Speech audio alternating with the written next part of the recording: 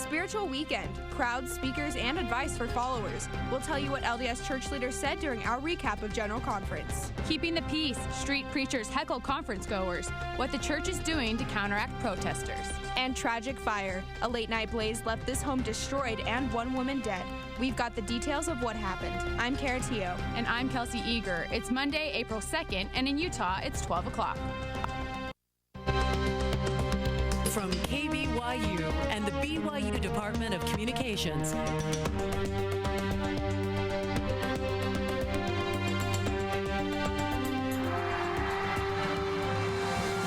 This is the award-winning 11 News at noon.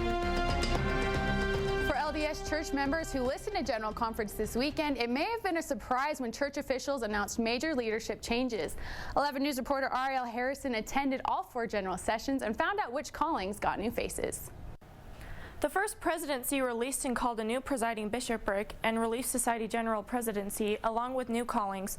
President Thomas S. Monson and others spoke to provide encouragement and advice to members all over the world.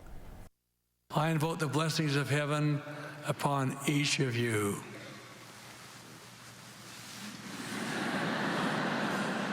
The building is full. And full it was this conference weekend. With a growing number of over 14 million members, the Church of Jesus Christ of Latter-day Saints gathered and held its 182nd annual General Conference. We meet each 6 months to strengthen one another, to extend encouragement, to provide comfort, to build faith.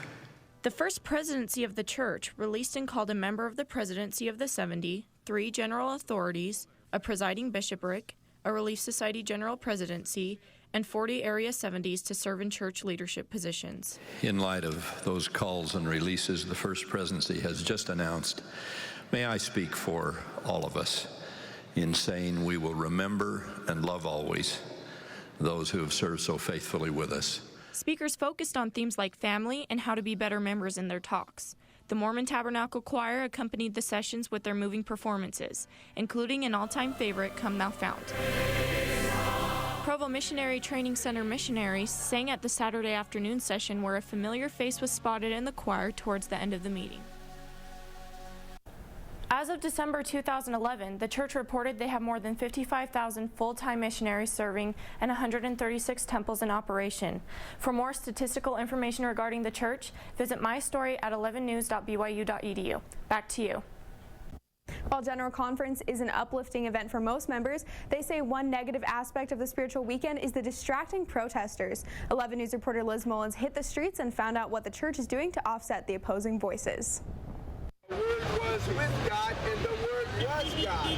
After an LDS member got into a fight with a protester in 2006, Salt Lake City officials established free speech zones outside the conference center. Police say it offers protection for the members of the church and allows the protesters to still exercise their First Amendment right. I come out here every general conference. I bring my street preachers out here to yell at Mormons. To counteract the protesting, the church has asked choirs of young single adults to stand in these zones and sing hymns.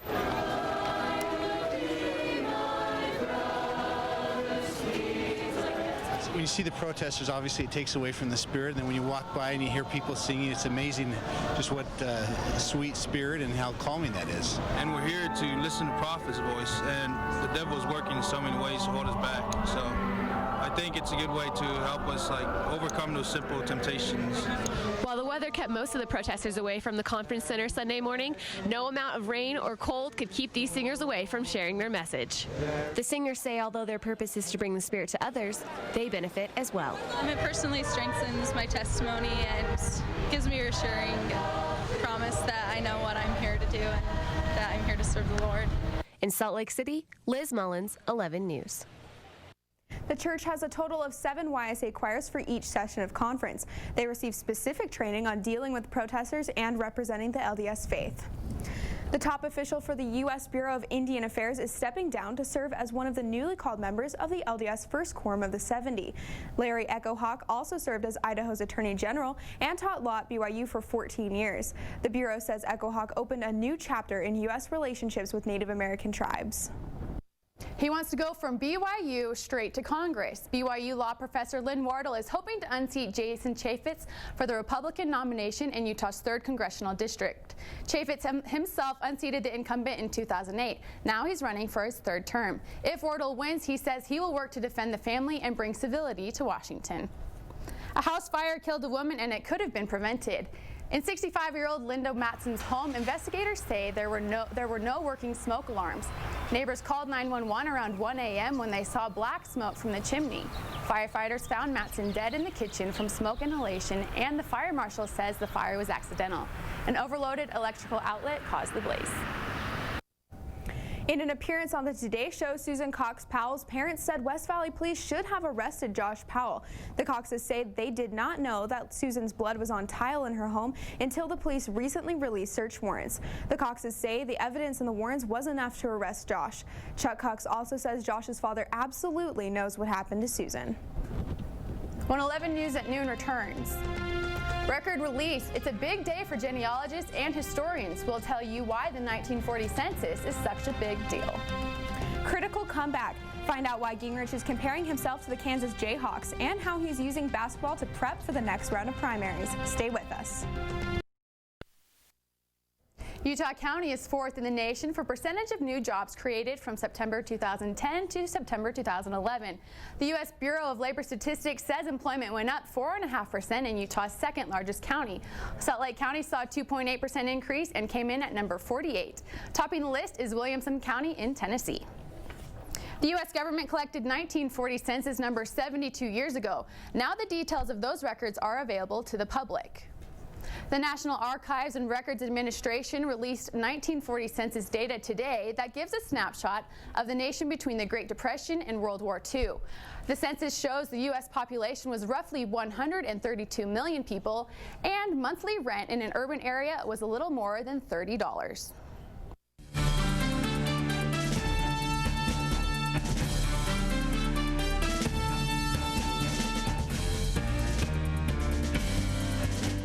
Candidates are gearing up for tomorrow's primaries. Obama's big donors are getting busted, and Mitt Romney predicts he'll win the nomination. Here's your look at Decision 2012. The GOP candidates are holding on for tomorrow's primaries in Wisconsin, Maryland, and the District of Columbia.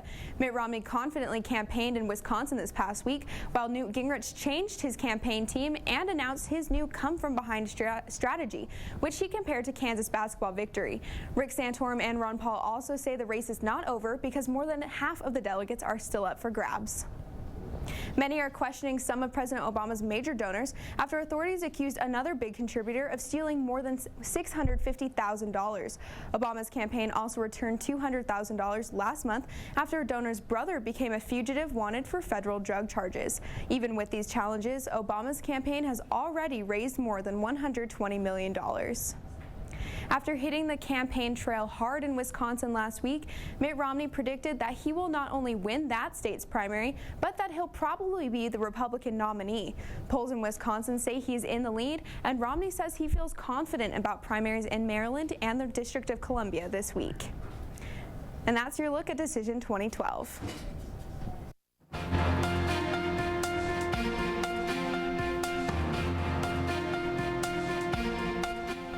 Police arrest a California mother for killing her son, a driver saves the elderly in Boston, and 3 winners split the world's biggest lottery prize. Here's your look at news from across the nation.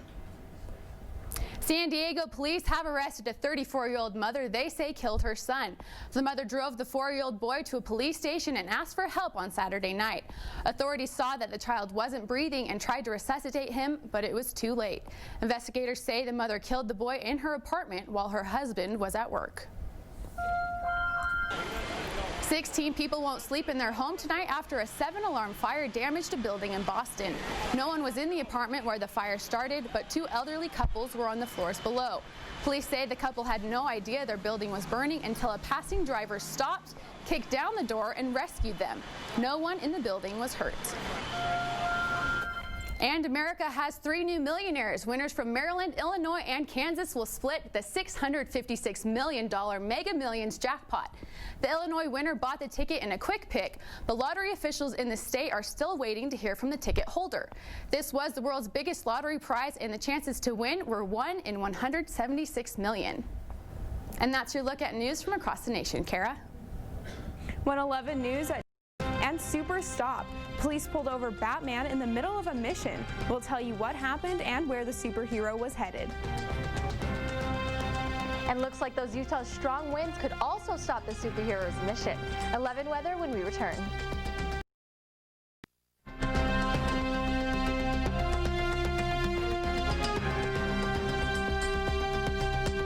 Actually, I feel like the weather's playing tricks on me. It looks gorgeous, Yes. but definitely does not feel beautiful But outside. it's fooling you. It may look sunny outside today, but those winds are going to reach pretty high. So, taking a look outside today, it looks so beautiful, but unfortunately, we have that storm hitting us today with those high winds, and that will change by Wednesday, so it'll be a little bit warmer, but for today, pretty windy. I'm taking a look at the Provo weather here. Currently, it's around 39 degrees with the humidity coming in at 41%, and we have some high winds at 60 miles per hour coming in from the northwest. So that actually will change and get up to 20 miles per hour today here in Provo. For what we can expect tonight, we will drop in some temperature around 35 degrees for the low, and we will have that wind blowing those clouds right out, so we'll have some mostly clear skies for tonight, and that sunset coming in at around 5:54 p.m. Now let's take a look at the bigger picture for the state. And we can see that satellite map here. We have that high pressure storm system coming in from the west, so that storm will be actually bringing in some high gusts around 50 miles per hour to the south part of our state, and so we will have that weather kind of messing with the traffic there. Be careful on I-70 near Price, so we will have that storm for the rest of the day, but Wednesday looks like it'll be a bit warmer. But unfortunately, we will have another cold front coming in Thursday, bringing us some wet weather, maybe a chance of snow. Let's look at the highs for today. Very warm, a little colder than last week, but it looks like we're mostly in the 50s. 53 for Logan, 53 for Provo, then going down to Price 56, Moab there at 60, and then St. George at 62 degrees. And it will remain warm throughout the day for that 5-day forecast for the southern part of our state. And it looks like Monday through Wednesday we'll have that sun, and unfortunately Thursday and Friday, like that what we talked about, that storm will be hitting us with a high there at 57 and 50 for Friday and a low at 34 degrees. And we have that same pattern for the northern part of our state. We've got that sunshine Monday through Wednesday with the highs there in the 70s and 62 on Wednesday, but unfortunately Thursday and Friday we'll be seeing that precipitation, some rain, snow mixture, and throughout the weekend we'll be seeing that same pattern. So unfortunately the week will be a little bit nice, and then that weekend rain and snow. So we can just enjoy this nice weather until that second storm moves even through. with the wind. Yeah, pretty sunny, so we'll just keep a lookout for the week. Okay, thank you, Ashley. Still to come on 11 News at noon. Superhero sighting. Batman was cruising around in a Lamborghini when police pulled him over. Stay tuned to see who's under the mask and why. We'll be right back.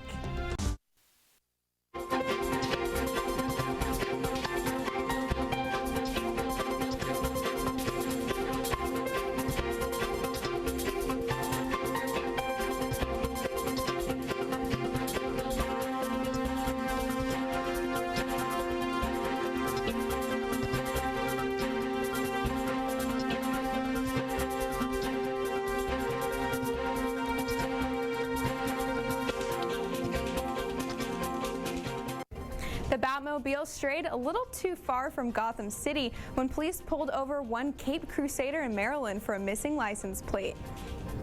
You can send me Robin if you wish. How you doing? Usually police don't see Batman unless they put up the bat signal, but they pulled over this real-life superhero for not displaying his license plate on his Lamborghini.